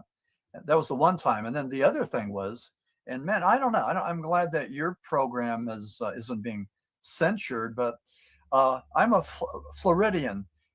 In 2023, when they were having all these congressional hearings about the UFOs, I wrote 6 letters. Senator Marco Rubio, Senator Representative Paulina Luna, Chuck Mhm. Schumer. There were 6 letters that I wrote. The only one who responded was Marco Rubio. And I was saying, could you please have David Grush and all these other people show his cards? You know, Grush was saying he knows where the bodies are, he knows where the vehicles are. Okay, Right. show us where they are. And with this podcaster, he was censured because I was talking about Marco Rubio. And again, nothing, it wasn't anything political. It was just what I just said. I contacted them to start a rapport, to get more information, and to encourage the government to continue these hearings, to continue to talk to David Grush, to have him, Yes. you know, show his card. So that's where that went. But you know, I think one good thing about podcasts is that we still have, I believe, freedom of speech, and we could go and talk about the different issues. And To an extent. yeah, to an extent. Yeah. And again, I mean, I'm not talking about, you know, anything bad. I'm not talking about anarchy Well, or you're not, but that is, for whatever reason, even with the public attention on this now, even with the experiences now, um, one of the people involved in the Pacific experience was basically drummed out of the Navy. Okay. And so to me, and he was not a pilot, but the pilots are able to talk about it freely. And you mean seeing different craft? seeing well, the pilots that were interacting with the TikTok, Okay, the TikTok. Yeah. they're allowed to speak freely. Okay. Okay. And it's really, to me, fascinating because I'm very much into the UFO UAP research. I'm more the science side of it Hmm. because it fascinates me. I think that they're trying to give the illusion of being willing to share this information. Not often do you hear them talk about the Roosevelt group, which had very similar experiences on the Atlantic side decades ago. And I mean, seriously, almost the exact same experiences. Hmm. You know, the gentlemen who were flying in the Pacific experience, the Nimitz group, Nimitz, right? were, yes, but they were talking about how, you know, they've talked about how there were, as they're flying in around DC, around the different, bases and stuff like that, that you can't see them, but when they're there. There's like a shimmer or something. There's a there's something different where they are, Hmm. like with the people, they could see them with the new radar on the Nimitz. That's why they knew they were there Hmm. initially. And then one of them was not cloaked and was flying with our pilots, right? But on the radar, there were there was a squadron. Uh, there's a word for it, but a lot of them there. And I heard one of the people from the Nimitz experience talk about there was a squadron basically of them. Oh, It's okay. bigger than a squadron, but No.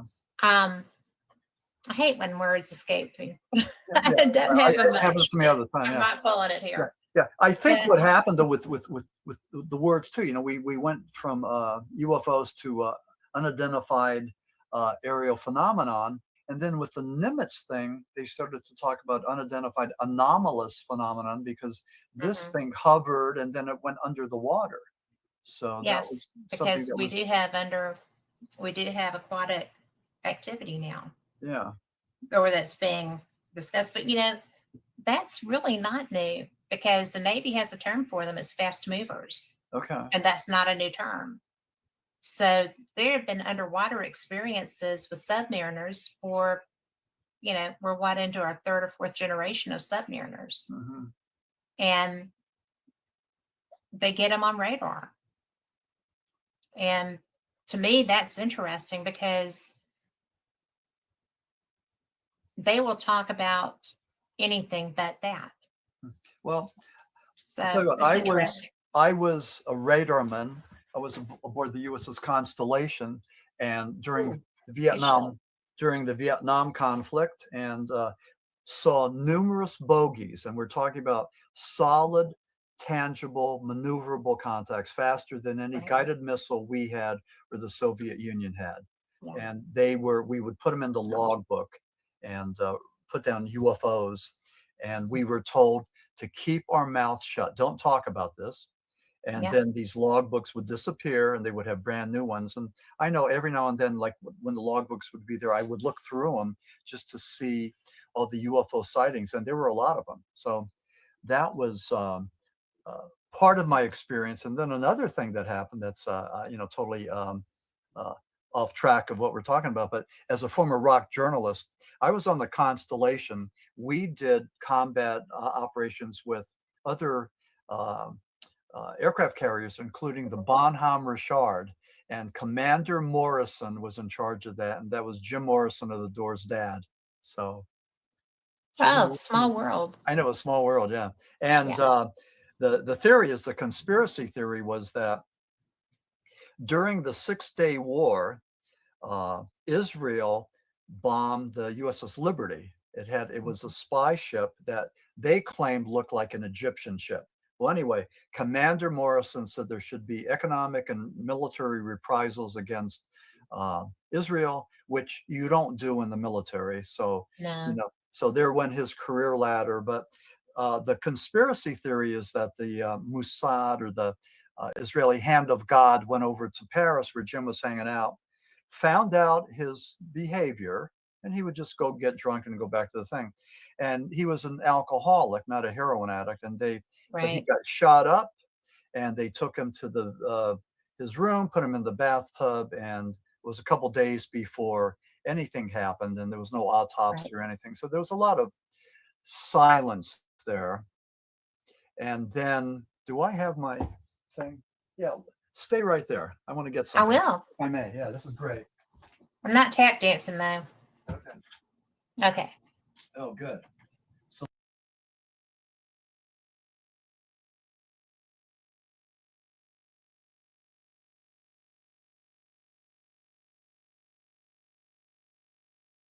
this was, so I was a drug and alcohol guy. So in Right. advertising, they say one of the surest ways to get your message across is to put celebrities in your ad. So here's Morrison, Joplin, Belushi, and River Phoenix. Take a look at this. And Wow. if you could see this, and I have this framed, but There you go. Okay. okay, so, and there's Jim.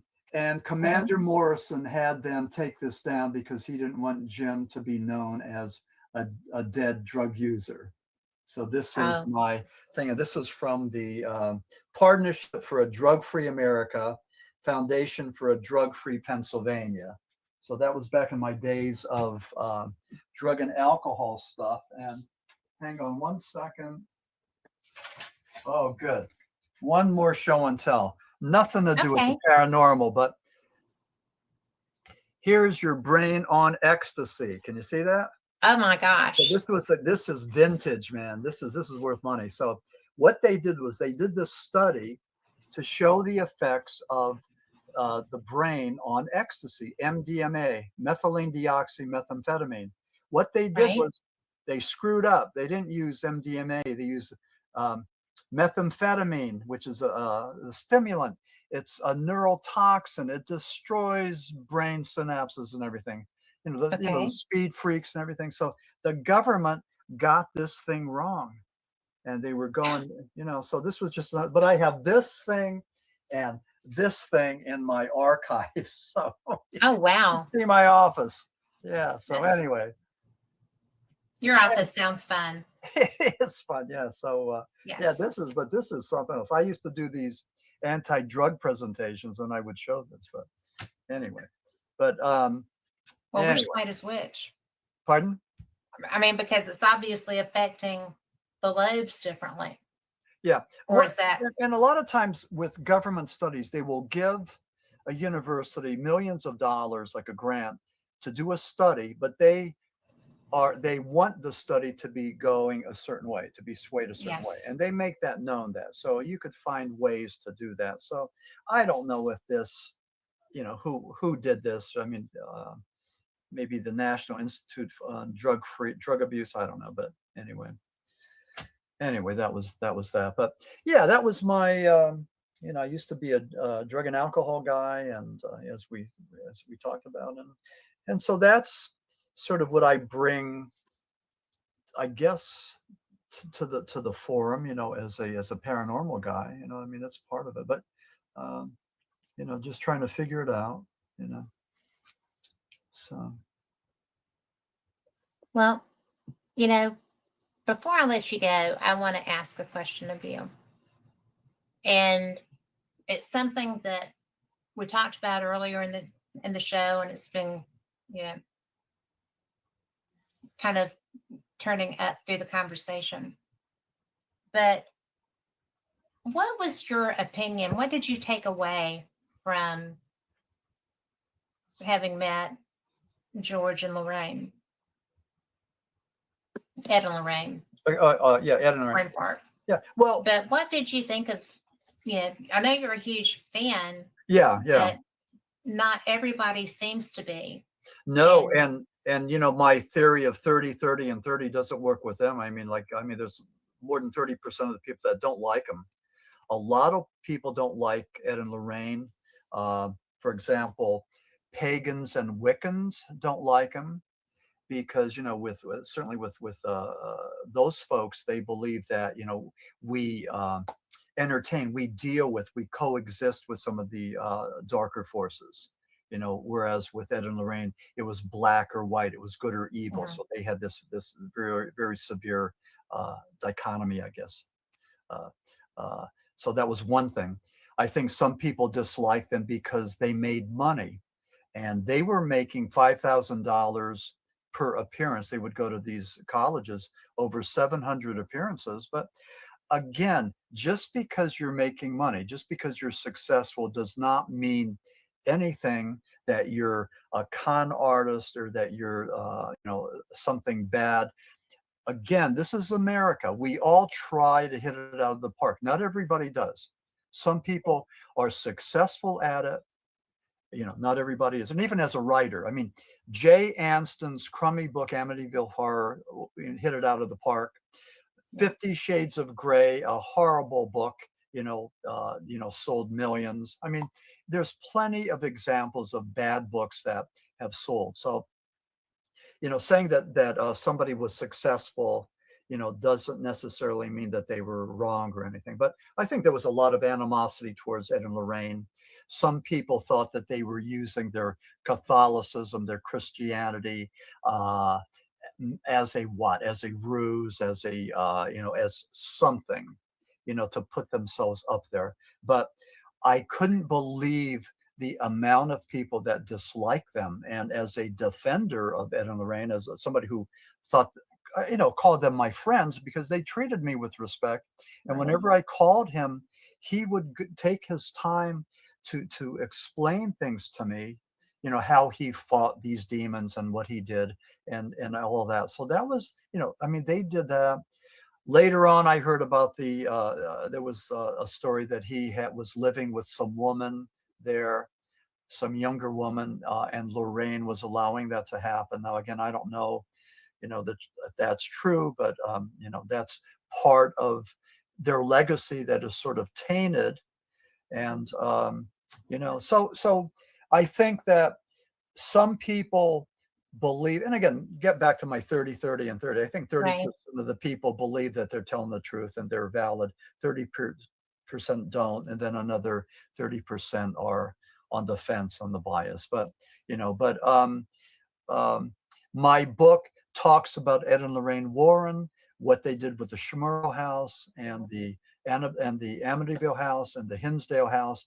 It's all about them, revolving around the Schmurl haunting. But if you don't like Ed and Lorraine, that's okay, because this book Yes. talks about demonology and exorcism and Jesus Christ of Nazareth. So there's something there for everybody. There's somebody you're gonna like there. Yeah, I know. Yeah, Yes. so it's a good book. I spent a lot of I spent a lot of time putting this together, but I contend that something was conjured through me to write the book. I just happened to Mhm. be at the right place at the right time. I was the right person.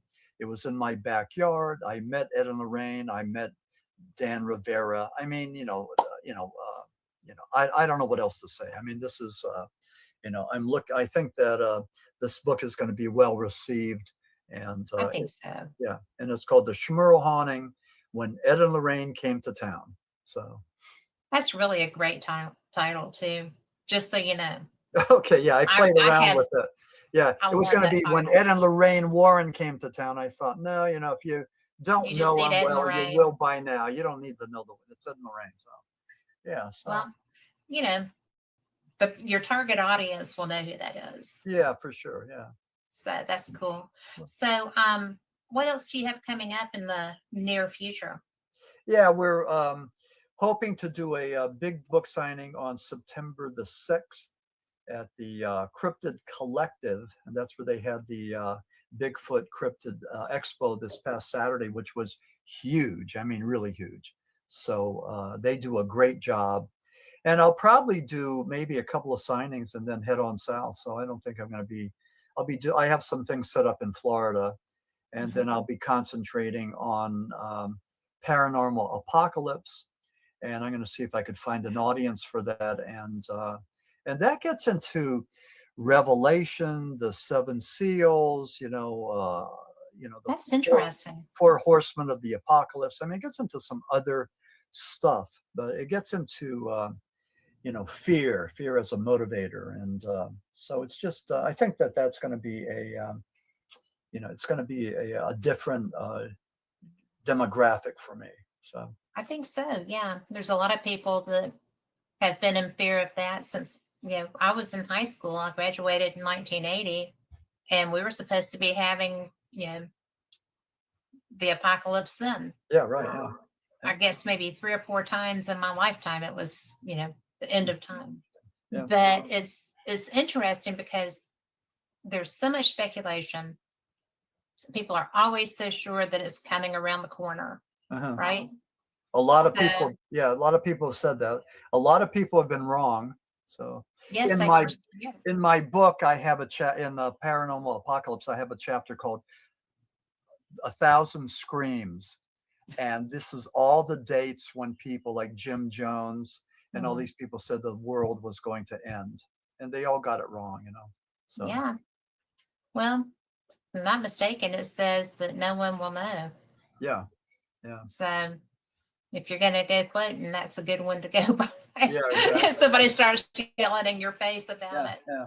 So, but you know what? I just have enjoyed you so much. Thank you for being here. Yeah, you take and thanks for being you. This is just so great and so nice to be able to have a nice conversation and and to share our ideas and that. I really appreciate it and hopefully we'll do it again. So Well, you're welcome anytime. okay, I, thank you. if you have something you want to say, just reach out to me and we will make it so. Okay, very And good. just to talk about your work, Okay, because we could do that for ever and a day. okay. It sounds I, good. Okay, thank so you so much. Okay, you're have a so good. welcome. Thank Okay, you. But and I did want to say, Phyllis, if you're listening, hello, give me a call. she will be. Okay, But I also want to let our listeners know that y'all are the reason that we do these shows. I am so blessed and so fortunate to be part of the Fate family. And I get to welcome great guests like, you know, Max. And I'm so really glad to be able to do what I do. And I'm proud of our magazine. You know, Fate is a great organization. It's an organization of 3 right now. uh-huh. So, yeah. But thanks for being here. I Okay. enjoy bringing people like Max to you. Very good. Thank And you. Have a good evening. And thank you. thank you, everybody, for listening. I appreciate it. Yes. Okay. Good night. Good night.